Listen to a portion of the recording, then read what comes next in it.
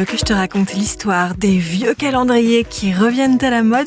Ok, mais moi, je ne raconte mes histoires qu'aux enfants qui se lavent les dents.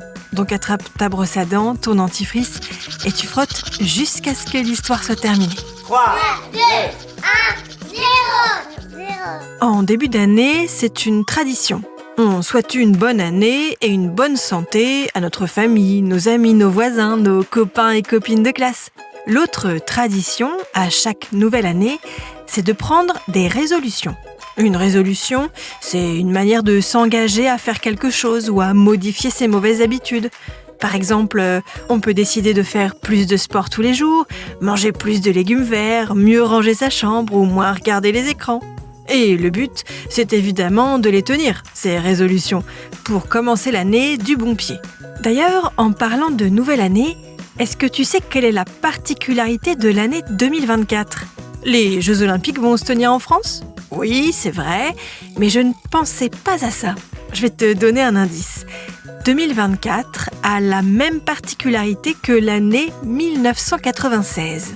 Je crains que ça ne t'aide pas beaucoup. Tu n'étais même pas né en 1996. Bon, attends une petite seconde. Je vais te dire ça tout de suite. Mais d'abord, j'ai une devinette pour toi. Est-ce que tu sais quel animal n'a que 2 dents ? Réfléchis bien. Bon, je reconnais que ma devinette n'est pas facile. Je vais t'aider. C'est un cétacé. Ça veut dire qu'il appartient à la grande famille des mammifères marins et qu'il vit donc dans la mer. On le surnomme baleine à dents ou licorne des mers. Là, tu dois commencer à chauffer. Il a une grande corne, c'est le narval. Eh bien, le narval n'a que 2 dents.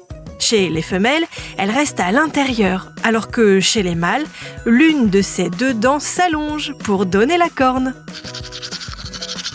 Pour en revenir au point commun entre les années 2024 et 1996, elles ont toutes les 2 débuté par le même jour de la semaine.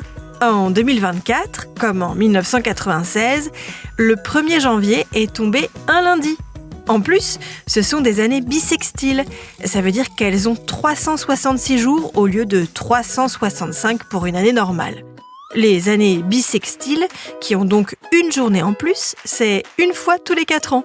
Ce qui signifie que si tu as un vieux calendrier de 1996, tu peux le réutiliser en 2024.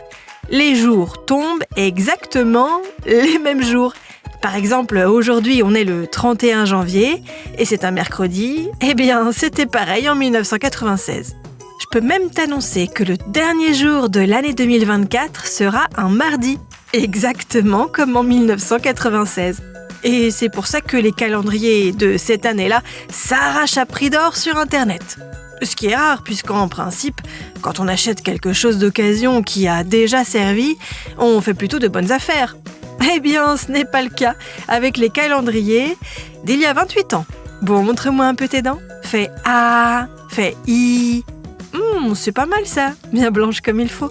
Tant pis pour vous les caries. Allez, maintenant, au lit.